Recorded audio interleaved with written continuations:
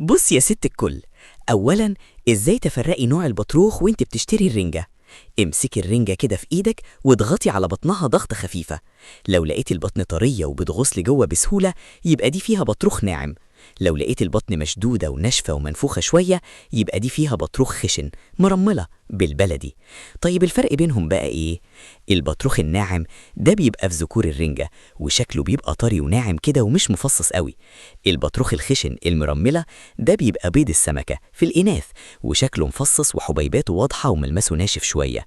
من ناحية القيمة الغذائية، المرملة الخشن غالبا أعلى في القيمة الغذائية علشان دي بيض السمك مليانة عناصر مفيدة.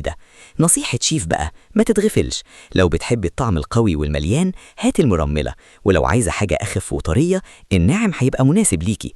ما تنساش تصلي على الحبيب، اعملي لايك وشير علشان نوصل لأكتر عدد ممكن. اللايك مش هيفرق معاك لكن بيفرق معايا جدا علشان نقدر نستمر وننشر كل جديد.